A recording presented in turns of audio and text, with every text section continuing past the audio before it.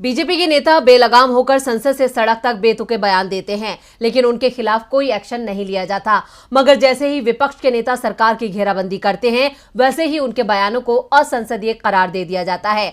कांग्रेस सांसद राहुल गांधी के भी पीएम मोदी के खिलाफ दिए बयान पर बीजेपी ने जमकर बवाल मचाया, लेकिन राहुल ने भी उस हंगामे पर जबरदस्त जवाब दिया है, जिससे सत्तारूढ़ पार्टी की बोलती बंद हो गई है। संसद लोकतंत्र की वो नींव है जहां सत्ता पक्ष और विपक्ष के बीच जनता के मुद्दों को लेकर तीखी बहस छिड़ती है। विपक्ष सवाल पूछता है तो सरकार जवाब देती है, लेकिन जब से मोदी सरकार आई है तब से संसद में बहस का तरीका बदल गया है।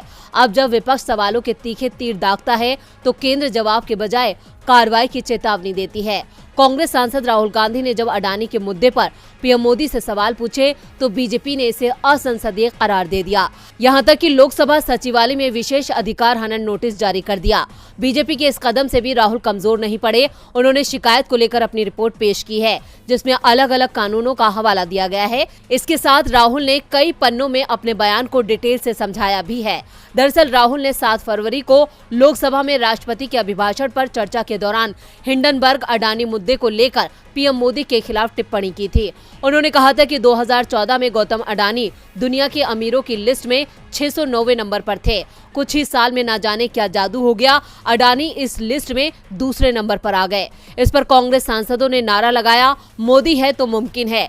इस बयान पर बीजेपी इस कदर तिलमिलाई कि लोकसभा सचिवालय जा पहुंची। इसके बाद राहुल को जवाब देने के लिए कहा गया, जिस पर कांग्रेस सांसद ने कहा कि इस देश में हर किसी के लिए संसद की कार्रवाई देखना, देश में क्या हो रहा है ये जानना महत्वपूर्ण है। पीएम और अडानी के बीच सांठगांठ को समझना इम्पोर्टेंट है। राहुल गांधी के इसी बयान ने अडानी के साथ पीएम मोदी की दोस्ती को जग जाहिर कर दिया है, जिस पर बीजेपी बौखला उठी। अब देखना होगा कि कांग्रेस सांसद के जवाब पर केंद्र की तरफ से क्या प्रतिक्रिया आती है।